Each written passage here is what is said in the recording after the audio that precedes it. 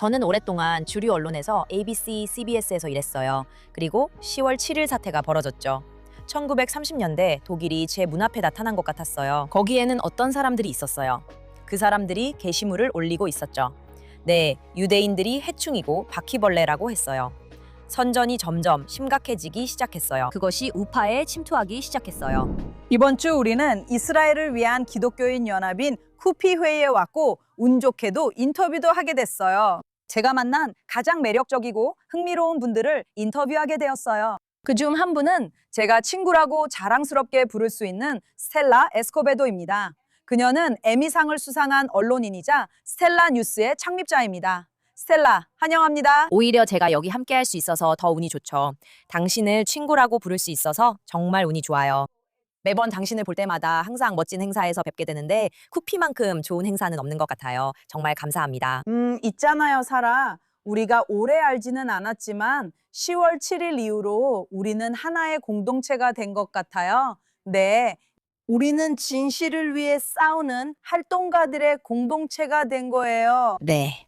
그리고 저는 당신의 여정이 정말 흥미롭다고 생각해요. 왜냐하면 당신은 본질적으로 옛 소련, 당시 소련에서 온 난민이기 때문이에요. 미국의 꿈을 이루고 언론인이 되었으며 그리고 나서 당신의 가족이 도망쳐야 했던 모든 것들을 자신의 직업에서 다시 보게 된 거죠.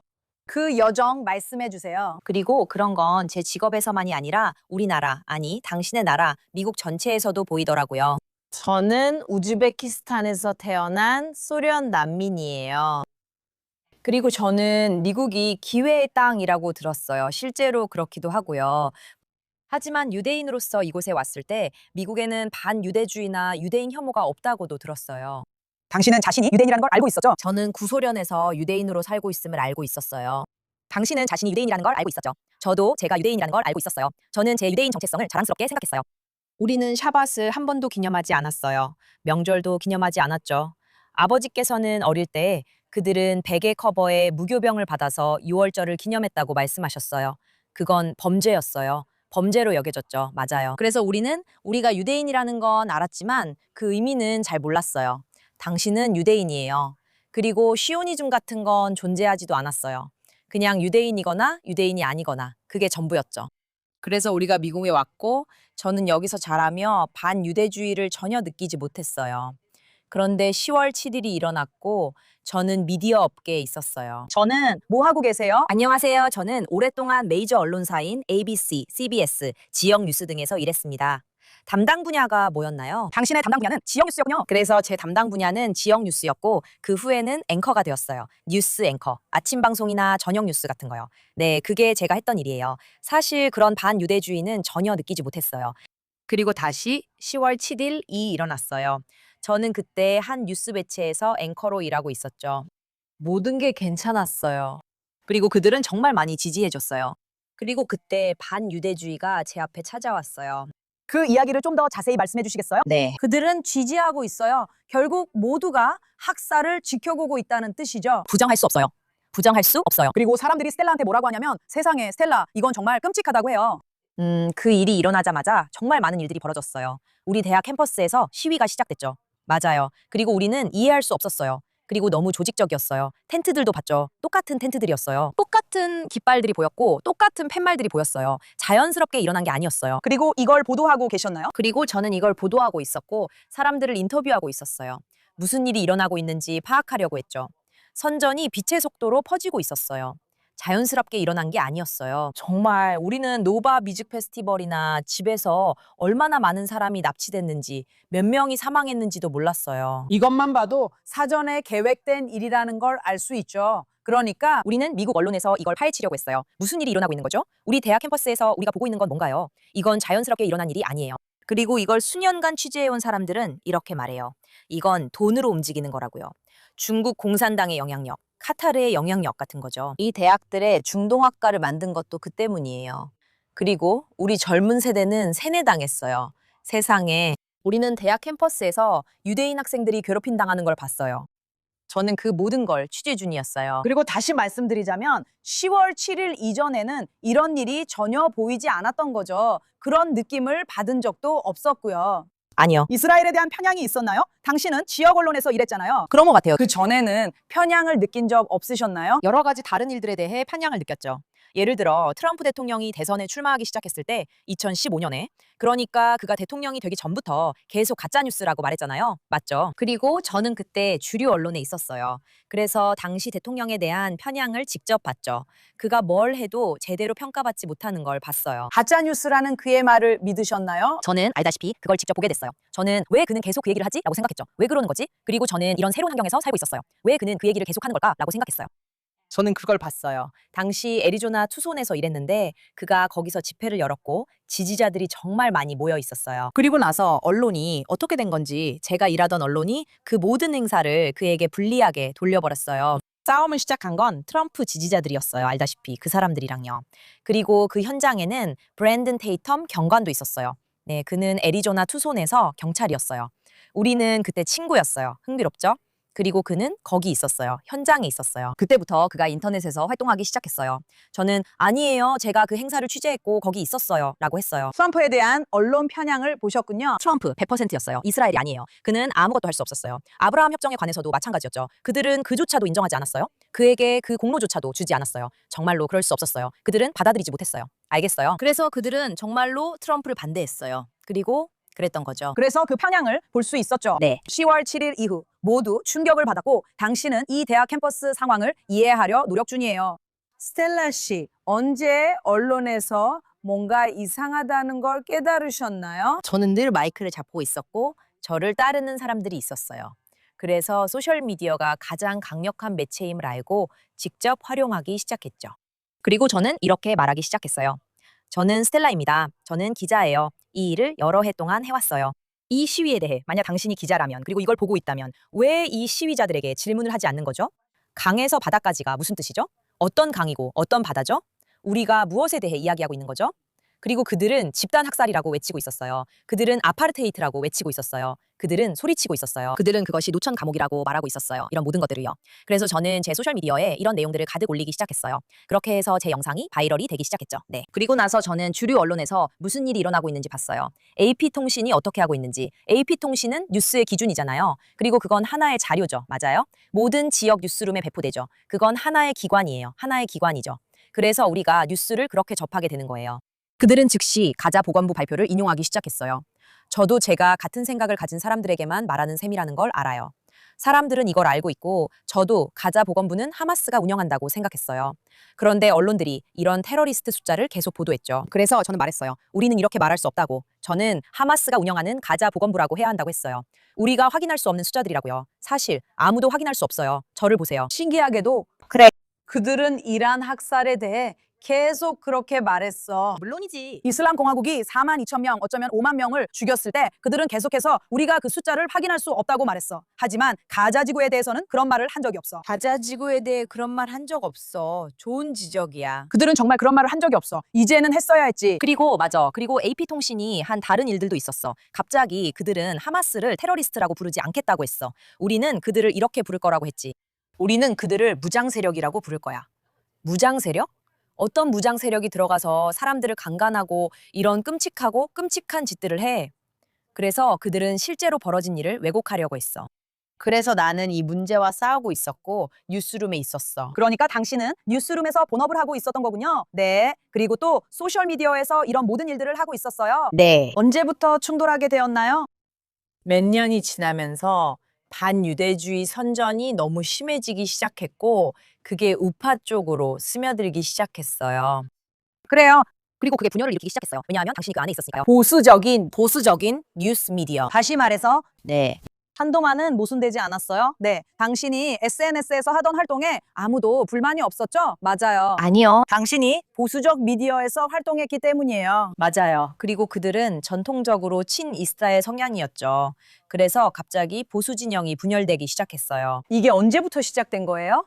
글쎄요. 아마 1년 반 전쯤부터였던 것 같아요. 그때부터 뭔가 이상한 점이 보이기 시작했죠. 이게 뭐지? 무슨 일이 일어나고 있는 거지? 라는 생각이 들었어요. 사람들이 방송국에 채용됐어요. 그리고 있잖아요. 1930년대 독일이 제 문 앞에 찾아온 것 같았어요. 바로 그런 식으로요. 알다시피 어떤 사람들이 있었어요. 그 중에는 콜린스라는 사람이 있었고 유대인들이 해충이나 바퀴벌레라고 게시물을 올리는 사람들이 있었어요. 그러니까 지금 이스라엘이나 가자지구 얘기가 아니에요. 그들은 유대인이 되었어요. 그러니까 항상 유대인에 관한 이야기였죠. 물론이죠. 우리 모두 그걸 알고 있어요. 하지만 이제는 그게 부끄럽지 않아요. 아니요. 이제는 맞아요. 당신 말이 맞아요. 하지만 제 요점은 어떤 집단이든지 악마화하면 그게 누구든지 간에 당연히 문제가 된다는 거예요. 그리고 그들을 바퀴벌레나 해충처럼 묘사하면 바퀴벌레를 죽이는 건 괜찮다고 생각하게 돼요. 1930년대 독일, 그러니까 비인간하죠. 1930년대 독일이 제 눈앞에 나타났어요. 당신이 함께 일하고 있다는 거죠. 제가 일하는 사람들에 대해 경영진의 문제를 제기했지만 충분히 심각하게 받아들여지지 않았어요. 그 문제가 이미 뉴스룸에 퍼지고 있었기 때문이죠. 그리고 저는 현명한 기자로서 도덕적 신념을 가진 사람으로서 결정을 내렸어요. 저는 다시 그곳에서 일하지 않기로 했어요. 정리하자면 스텔라, 당신은 보수적 뉴스 매체에서 일하셨던 거군요. 그리고 그 사람들은 이스라엘, 팔레스타인, 강에서 바다까지 같은 말을 한 게 아니라 유대인을 해충이나 바퀴벌레라고 불렀군요. 모두가 그런 건 아니었어요. 특정한 몇몇 사람이었죠. 한 명이 특히 그랬고요. 그리고 그 사람이 결국 해고됐어요. 하지만 그랬어요. 하지만 그 일에 대해 문제를 제기하러 갔을 때요. 제가 진지하게 받아들여지지 않았던 것 같아요. 그 사람이 해고되긴 했지만 도덕적으로 분명한 입장이 없었던 것 같았어요. 다시 한번 1930년대 독일이 내 앞에 있는 듯한 기분이 들었어요. 그리고 저는 너무 오랫동안 이 일을 해왔기 때문에 이제는 유독한 분위기가 된 뉴스룸에 있고 싶지 않아요. 알겠죠? 그만큼 만연했어요. 그러니까 이 사람을 해충이나 바퀴벌레와 같은 존재로 치부해버린 거죠. 다른 사람들은 뭐랄까 암시만 했던 거죠. 다른 사람들은 그냥 알잖아요. 추하게, 적대적으로요. 아니에요. 그건 섞여 있었어요. 여러 감정이 섞여 있었죠. 꽤 다양한 감정이었지만 항상 표현의 자유라는 명목 뒤에 숨겨져 있었어요. 우리는 표현의 자유를 중시하는 뉴스룸이에요. 네. 제가 무슨 목적으로요? 라고 했을 때 결국 제 아이들이 그 대가를 치르게 되는 거였어요. 하지만 저에겐 더 큰 의미도 있었어요. 무슨 목적으로냐고요? 이제 이 방송국은 이런 믿음을 가진 사람이 있다는 걸로 알려지게 됐어요. 그래서 제 아이들이 그 대가를 치르게 될 거예요. 그래요. 그들은 바퀴벌레이자 해충이니까요. 네. 저에게는 이 미디어 업계에 오래 있었던 사람으로서, 그리고 진실성과 도덕적 명확성을 가진 기자로서, 그리고 그것을 이해할 수 있는 지성을 가진 사람으로서요. 저는 일을 계속하는데 꼭 그 매체가 필요하지 않아요. 왜냐하면 이미 많은 팔로워가 있었으니까요. 저는 많은 팔로워가 있어요. 꼭 수백만 명의 팔로워가 있다는 건 아니지만 저는 수백만 명에게 다가가고 있어요. 당신도 곧 그렇게 될 거예요. 저는 그곳에 다가가고 있고 도덕적 확신도 있습니다. 제가 보도하는 게 단순한 진실이 아니란 걸 알아요. 사람들은 누구의 진실이냐고 하니까요. 이게 현실이에요. 네. 저는 현실을 보도하고 있어요. 정확히 무슨 일이 일어나는지 말하는 겁니다. 그게 상처가 된다면 그건 당신 문제입니다. 상황이 더 나빠지고 있어요. 알다시피 저는 상황이 더 나빠져야 나아진다고 항상 말해요. 그런데 어디가 바닥인지 이미 도달했는지 아직 남았는지 모르겠어요. 그냥 너무 터무니없게 느껴져요, 오스카. 말해줄게요. 제 가장 친한 친구 시기 플리커의 아버지 모르데하이 팔디에 정말 훌륭한 분이에요. 그분은 오랫동안 얏바셈에서 의로운 이방인들과 함께 일하셨고 저는 그분과의 대화를 좋아해요. 그래서 제가 모르데하이에게 지금 무엇을 보고 있냐고 물었고 그분이 답하셨어요. 그분은 항상 이렇게 말씀하세요. 반유대주의는 암과 같다고요. 항상 존재한다고요. 그건 그냥 때때로 그 사악한 모습을 드러낼 뿐이에요. 그리고 지금 우리는 유대인들이 모든 일에 비난받는 시대에 살고 있어요. 화장실이 고장났어요. 유대인을 탓하세요. 이런 식으로 비난하는 거예요. 당신이 그 일을 얻지 못했어요. 당신이 못 얻은 거예요. 유대인 때문이에요. 유대인 때문이에요. 정말 쉬운 희생양이잖아요. 그렇죠? 그리고 자신의 삶에 대한 책임을 회피하는 거죠. 네, 그리고 질문에 답하자면 상황이 나아지고 있냐고요? 미국의 민주당과는 달리 미국 민주 사회주의자들에게 잠식당하고 있는데 사실 그들은 사회주의자가 아니에요. 그들은 이슬람 마르크스주의자들이에요. 네, 그들은 몰락 중입니다. 당이 완전히 잠식당하고 있기 때문입니다. 보수주의 운동은 맞서 싸우고 있어요. 사실 내부적으로도 싸우고 있지만 정말로 최선을 다해 노력하고 있어요. 알다시피 저는 빅터 데이비스 핸슨을 정말 좋아하고 보는 것도 좋아해요. 그리고 있잖아요. 그가 말했어요.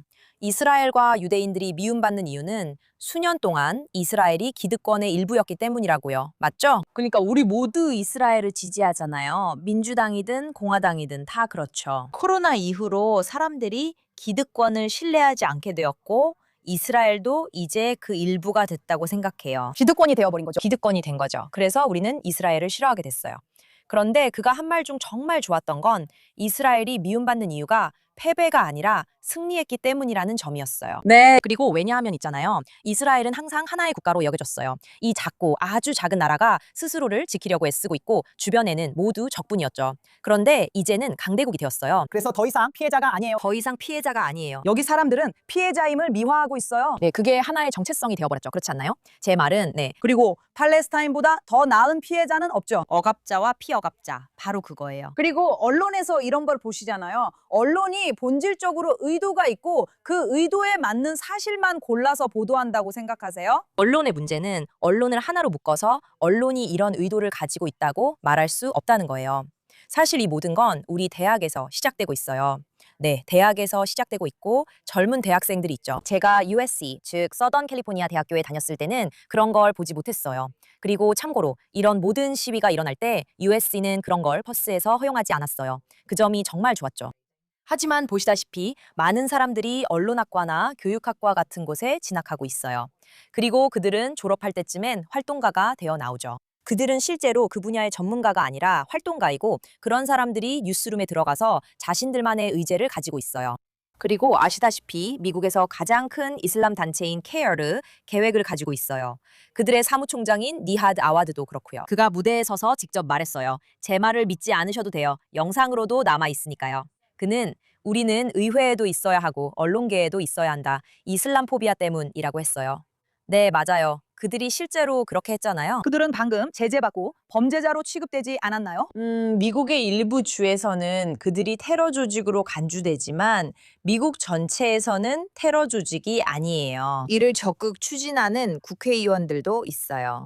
그들의 재정 상태가 그다지 좋지 않다는 얘기도 있고 여러 가지 의혹들도 있지만 실제로는 많은 일들이 뒤에서 벌어지고 있어요. 그리고 CAAR는 정말로 작은 단체였는데 미국 역사상 가장 큰 하마스 테러 자금 지원 사건에서 기소되지 않은 공모자였어요. 오바마 정부 시절에요. 법무장관 에릭 홀더가 그 사건을 막았고 이후 KIR는 지금의 모습이 됐었어요. 와, 그렇네요. 그리고 이런 CAIR의 많은 리더들, 그러니까 대표나 임원들은 이런 시위가 벌어질 때 대학 캠퍼스에 있었어요.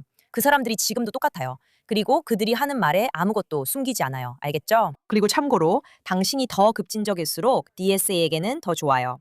네, 그러니까 팔레스타인이 뉴욕 민주당 예비선거에서 이겼어요. 팔레스타인이 투표용지에 있었어요. 더 급진적이고 반이스라엘적일수록 당신이 이깁니다.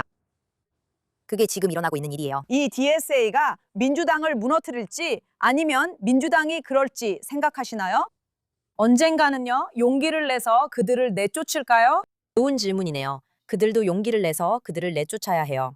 제 생각엔 DSA가 젊은 층 표를 얻고 있는 것 같아요. 사실 젊은 층 표뿐 아니라 민주당을 더 왼쪽으로 이끌고 있어요. 그래서 카말라 해리스가 출마하고 싶다고 맨다미에게 말했죠. 그녀가 출마하면 공화당이 이기기 가장 좋으니까요. Best way of the Republicans winning.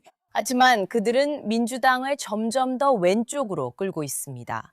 만약 그들이 맞서지 않으면 자기 당을 잃을 겁니다. 공산주의자들과 이슬람 마르크스주의자들에게 이슬람주의자들이 그들을 완전히 집어삼킬 거예요. 그리고 당신이 억압적인 정권에서 어떻게 자랐는지 되돌아볼 때 당신이 아는 것 중에 그들이 모르는 것은 무엇인가요? 공산주의요? 세상에 공짜는 없죠. 그래요. 제 부모님이 이야기를 들려주세요. 제가 떠날 때는 어렸지만 공산주의 아래에서 태어났거든요. 네, 그리고 엄마가 그러세요. 이걸 보고 계시거든요? 그러면서 웃으시면서 정말 저 사람들이 이게 된다고 믿는 거냐고 하세요. 엄마가 그러시길 모두가 똑같은 월급을 받았대요. 제 외할머니는 10명의 자녀가 있었는데 모두가 똑같은 월급을 받았대요. 그래서 제가 엄마한테 물었어요. 엄마, 그런데 돈이 충분하지 않으면 어떻게 물건을 샀어요? 물물 교환을 했냐고요. 호텔에서 일하던 사람이 담요를 훔치고 베개를 훔쳐서 그걸 사는 거예요. 결국 그렇게 되는 거죠. 그래서 여기에는 이기는 사람이 없어요. 사람들이 팔기 위해서 훔치는 거예요. 빵을 사려고 줄을 서 있는데 빵이 다 떨어질 수도 있어서 받을 수 있을지 없을지 모르는 거예요. 그리고 이 아이들은 단지 특권을 누리는 거죠. 그 아이들은 모르는 거예요. 정말로 이해하지 못해요. 민주주의에서 살기 때문에 그 아이들은 정말 이해하지 못해요. 무엇을 이해하지 못하냐면 자유를 잃으면 무슨 일이 생기는지요? 그들은 민주주의에서 살고 있어요. 그들이 시위를 하거나 무엇이든 할 수 있는 이유는 바로 민주주의 덕분이에요. 그런데 그들은 너무 세뇌되어 있어서 그걸 보는 게 정말 안타까워요. 하지만 스텔라, 그 세뇌는 외부의 사악한 영향에서 오는 거예요. 그리고 우리는 지금 당장 그 자금의 흐름을 추적해야 해요. 그게 지금 일어나고 있는 일이에요. 아시다시피 하원을 통과한 법안들이 있고 상원에서 대기 중이에요. 트레이스 법안, 디터런트 법안이요. 그중 하나는 기본적으로 대학에서 들어오는 자금, 그러니까 외국의 적대 세력에서 들어오는 자금을 추적하는 거예요. 중국 공산당이든 카타르든 상관없이요. 그리고 다른 하나는 유치원부터 고등학교까지의 교육과 관련된 법안이에요. 아직 상원에 계류 중이지만 곧 처리될 거예요. 우리는 이미 충분한 표를 확보했어요. 왜 의원들이 우리를 그런 위험에서 보호하지 않으려는지 이해가 안 돼요. 왜 우리가 그런 이해관계를 허용해야 하죠? 네, 제 말은 하지만 정치인들도 매수되고 있습니다. 제가 말씀드릴게요. 네, 이제 더 이상 영국을 볼 필요 없다고 사람들에게 말해요. 뉴욕을 보세요. 뉴욕을 보세요. 뉴욕에서 무슨 일이 일어나고 있는지 보세요. 사람들은 이것이 문명 간 투쟁인지 아니면 그렇지 않은지 이해합니다. 더 많은 미국인들이 이를 깨닫고 있다고 생각해요. 쿠피 같은 단체가 있다는 건 놀랍고 거기엔 기독교 유대인 동맹도 있죠. 정말 신기해 감사해요. 기독교적 가치를 이해하고 이슬람 마르크스주의가 미국의 일부가 아니라는 것을 아는 사람들이죠. 그건 결코 어울릴 수 없고 작동하지 않아요. 그래요. 그들이 원하는 건 미국을 무너뜨리는 것뿐이에요. 저는 항상 말해요. floor. 폭탄으론 미국을 무너뜨릴 수 없어요. 그럴 수 없어요. 이스라엘도 마찬가지인데 당신도 마찬가지예요. 우리를 하나의 사례로 보세요. 맞아요. 그래서 그들은 우리를 내부에서부터 잠식하고 있어요. 우리는 민주당을 분열시키고 있고 지금 무슨 일이 벌어지고 있는지 보세요. 우리는 공화당도 분열시키고 있어요. 그리고 아시다시피 우리는 여기서 최선을 다해 맞서 싸우고 있어요. 그리고 저처럼 미디어에서 목소리를 내는 사람들이 조금씩 사람들을 깨우려고 노력하고 있어요. 왜냐하면 제 경험상 누군가에게 무언가를 억지로 강요하면 사람들이 싫어하거든요. 정말로 사람들의 눈을 뜨게 해줘야 해요. 그래서 그게 제가 하고 있는 일이에요. 네, 저는 당신이 정말 훌륭하게 해내고 있다고 생각해요. 스텔라 고마워요. 그리고 솔직히 말해서 그동안 힘들었다는 걸 알아요. 당신이 해낸 일과 혼자서 무언가를 만들어낸 건 정말 큰 도전이었어요. 감사합니다. 그리고 계속 진실을 말하는 것. 그게 바로 아메리칸 드림이에요. 그게 바로 아메리칸 드림이죠. 그러니까 이 나라에 아무것도 없이 오더라도 꿈만 있으면 무엇이든 될 수 있어요. 저는 미국 대통령만 빼고 뭐든지 될 수 있어요. 이스라엘 대통령은 될 수 있겠죠. 그냥 그렇다는 거예요.